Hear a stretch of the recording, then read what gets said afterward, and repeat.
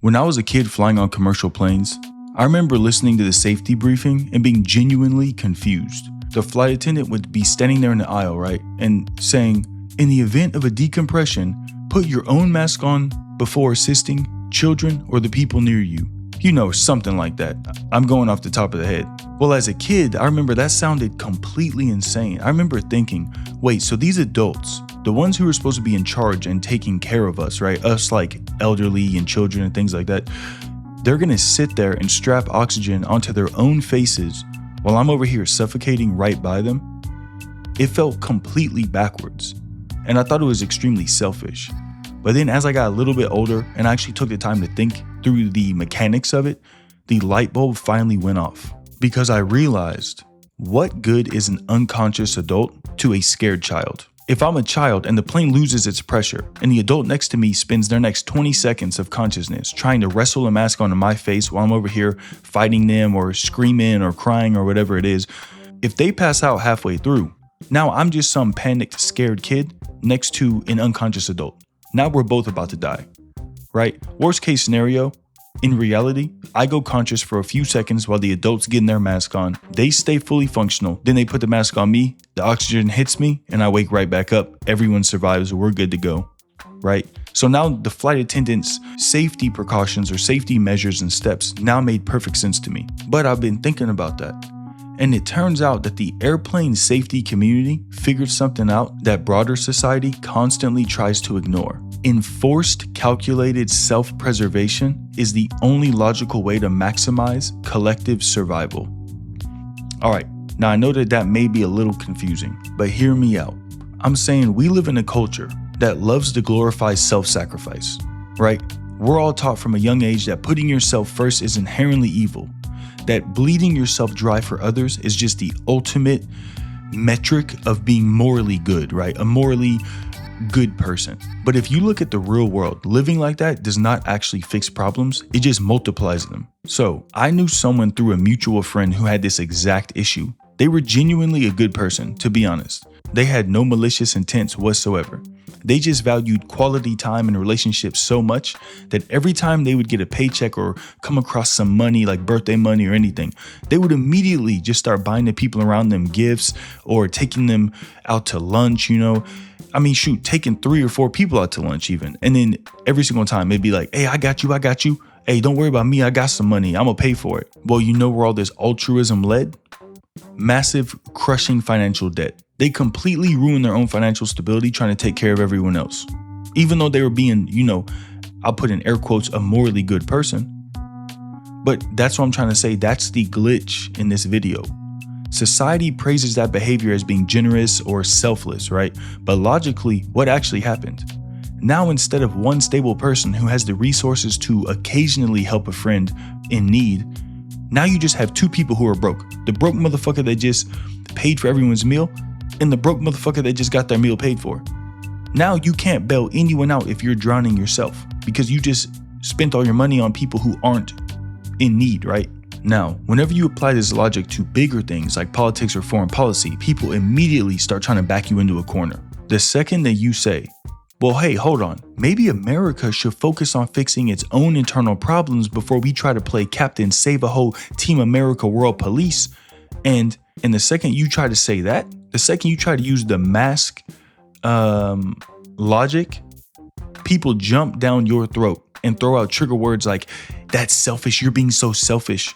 They use that word as a weapon because they expect you to cringe and back down, right? They want you to say, oh, never mind. I don't want to be selfish. No, you're right. We should go helping every single country in the world. We should have our nose in everyone else's business. But you know how I answer them? I say, yeah, you're right. I am selfish. Because selfish is not a binary switch on or off. It's not that you're either selfish or you're not. It's a spectrum. And I know in 2026, everyone, including myself, is tired of everything being a damn spectrum. But hear me out. Listen, we're all selfish every single day of our lives, whether we admit it or not. Think about this logically. Our bodies, they don't need 2,000 calories or 2,500 calories a day just to survive.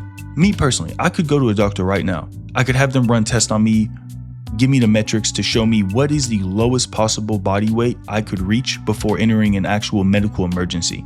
Then I could add 5 or 10 pounds to that just to play it safe, and I could live in a severe caloric deficit every single day. And then I could take every extra piece of chicken or grain of rice or every extra piece of broccoli on my plate that I don't need strictly to survive, and I could pack it up and go give it to a homeless person every single day on the street. Every single meal I eat, I could be giving food out to the homeless. We all could. But I don't do that. And I'm gonna be honest, you don't either. The way I know that is because you're listening to this video, which means you pay for internet, which means you pay for some device, some electronic to hear this. You don't need that. You won't die without that computer or that cell phone. Why do you have it? Why do we both spend money on electricity for our living quarters? We don't need electricity to survive. You could live off some cheap chicken thighs and white rice and maybe a multivitamin once a day and give every other dollar you make to charity, but none of us do that. We all make the active choice every single day to prioritize our own comfort and security over the survival of strangers. So my thing is that the debate here was never, are you selfish or selfless? The debate is just how far down the spectrum are you willing to admit you actually sit? So here's my point, here's my fix. All I'm trying to say is that we need to extend our selfish meter just a little bit further. Some of y'all just need to push your selfishness just a little bit further, because we have massive glaring issues here at home, here in the United States of America, that extending that meter could actually solve. If you live at home with a spouse and children and your kid comes up to you every night and says, "Hey, my stomach's really growling, I'm going to bed hungry every night," what do? I'm not trying to say you go feed them gold bars and you become the most selfish Scrooge McDuck motherfucker out there. And just like that, I'm not saying that in America, we need to turn this country into some futuristic Elysium style paradise where no one ever has to work again. All I'm saying is go get your kid some 200 calories of some cheap beans and rice or something. Fix the aching stomach in your own house before you start sending your damn paychecks across the ocean. Here's my thing. People love to point at countries like Denmark or Sweden, right? And say, look at their quality of life. Look how happy their citizens are. See, we need to be more like them. We need to be more like Denmark or Sweden. Y'all, do you know why Denmark and Sweden function so well? It's because historically, they focus their efforts inward towards their own country.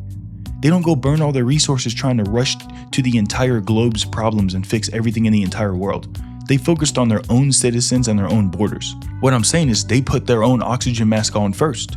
And I truly think this, if we all woke up tomorrow and adopted this mindset, America wouldn't become some evil, isolated wasteland. I think it would honestly look just like these high-functioning, highly stable societies like Denmark and Sweden that everyone claims they want. If you are a citizen inside of our borders, I think we all should just work together like a sports team. You know, you take care of the roster on your team, you fix the infrastructure, the stadium, the practice facilities, you just make sure the home front is locked down. So ultimately, all I'm trying to say is that taking care of yourself is not a moral failing, okay? Don't listen to anyone who says it is. It's not a massive character flaw. It is basic arithmetic. I'm saying you should always secure your own mask first, because an unconscious nation cannot help anybody.